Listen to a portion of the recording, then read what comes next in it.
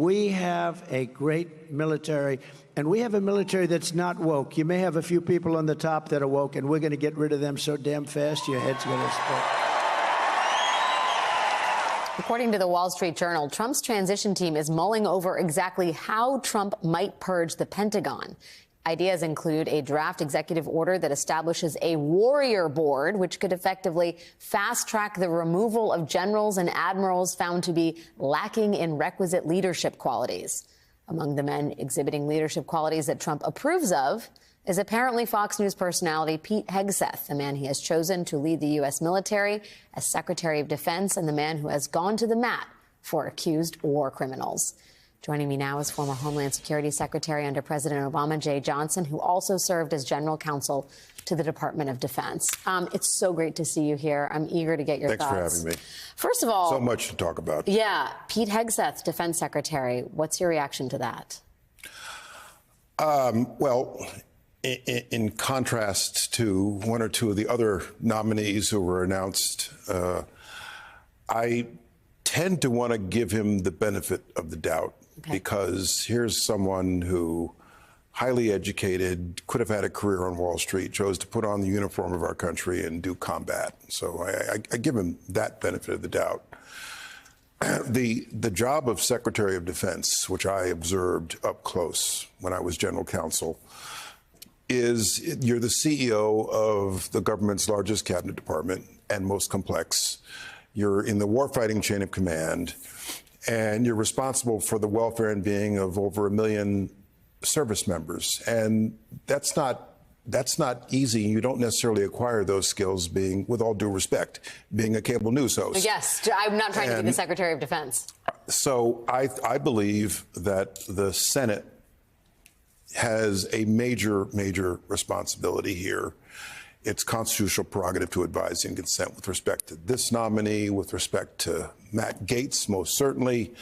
And there are Republican senators who I know and respect, and I'm counting on them to do their jobs. People like Joni Ernst, people like Lindsey Graham, Bill Cassidy, John Cornyn, John Hoeven, Chuck Grassley, the most senior member. These are people who I believe take their constitutional prerogatives to advise and consent carefully. I think that the nominee for Secretary of Defense, his stated views on Fox and elsewhere should be carefully examined. His defense of war criminals, perhaps? His defense of war criminals, perhaps. You know, on that point, Alex, here's why it's so important that we have a military code of conduct. We have military justice.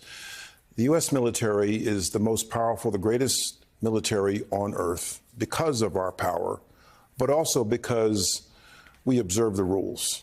We have a rule of law in the military that is marrow deep in the training of every officer to excuse a violation of the rules, to excuse war crimes is a major setback. It's a blow. It violates everything that is fundamental part of the training of any officer, of any enlisted member of the U.S. military. And so that is, in my opinion, as someone who used to be the senior legal official of that department, one of the things that make our military the greatest military on the earth. They observe the rules, and they are taught to observe the rules. What about the warrior board? The idea that there's going to be some new Trump sort of body that vets generals and admirals to ensure they comport with Trump's ideas about the world. There already is a process for doing exactly that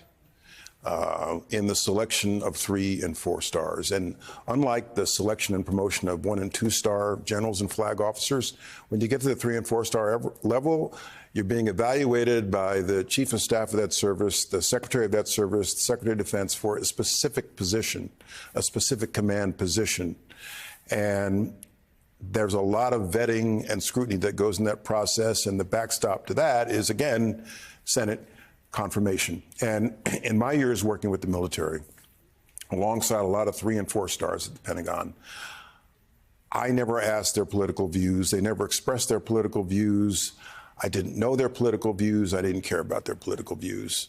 It's simply, what is my mission? Give me the tools to train and execute on the mission. That's what makes our military great. I mean, are there some who probably have political views? Most certainly. But in the military environment, day in, day out, it's not expressed.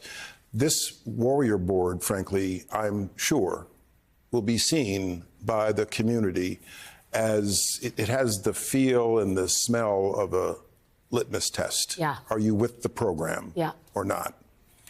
And there are adequate screens for how we evaluate leadership skills for people in the military that have worked for decades. It all feels like a litmus test right now, and in the process, it's a real open question about whether we're actually going to be able to keep the country safe. Secretary Johnson, it's great to have your perspective on all of this. Thank you for joining me tonight. Really appreciate the time. Thanks for having me.